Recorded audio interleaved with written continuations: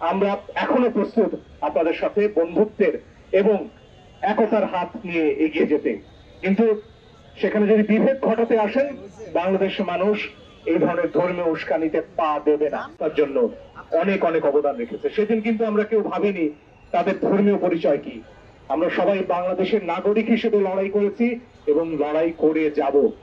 এই দেশে হিন্দু, মুসলমান, বৌদ্ধ, খ্রিস্টান আমরা সবাই বাংলাদেশের নাগরিক হিসেবে বাঁচতে চেয়েছি।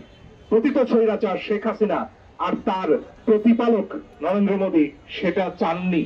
তার বিরুদ্ধে আমরা লড়াই করে আজকে মুক্ত হয়েছি এবং আমাদের এই স্বাধীনতা আমরা বজায় রাখবো। আন্তর্জাতিকভাবে ভিয়েনা কনভেনশন বলে একটা বিষয় আছে, দিল্লি যেন সেটা ভুলে না যায়। আমাদের দূতাবাসে যা হয়েছে সেটা যে কোনো আন্তর্জাতিক আইনে চরম লঙ্ঘন। এই ধরনের কোন ঘটনার পুনরাবৃত্তি বাংলাদেশের মানুষ মুখ বুজে সহ্য করবে না।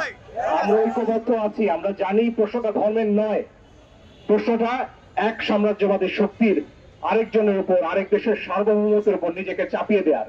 বাংলাদেশ এই শক্তির চাপ আর মেনে নেবে না। বাংলাদেশ বন্ধুত্বের হাত সারা পৃথিবী থেকে বাড়িয়ে রেখেছি। সেই বন্ধুত্বের হাত গ্রহণ করুন। কিছু চাপিয়ে দিতে আমাদের উপর আর আসবেন না দয়া করে। বাংলাদেশ আর সেই বাংলাদেশ নেই যে বাংলাদেশ মুখ বুজে সব ধরনের অন্যায় চুক্তি সহ্য করবে, মেনে নেবে। নতুন বাংলাদেশের সাথে সমানভাবে, সমান মর্যাদার ভিত্তিতে এগিয়ে আসুন।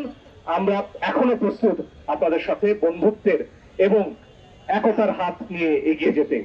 কিন্তু সেখানে যদি বিভেদ ঘটাতে আসেন, বাংলাদেশের মানুষ এই ধরনের ধর্মীয় উস্কানিতে পা দেবে না।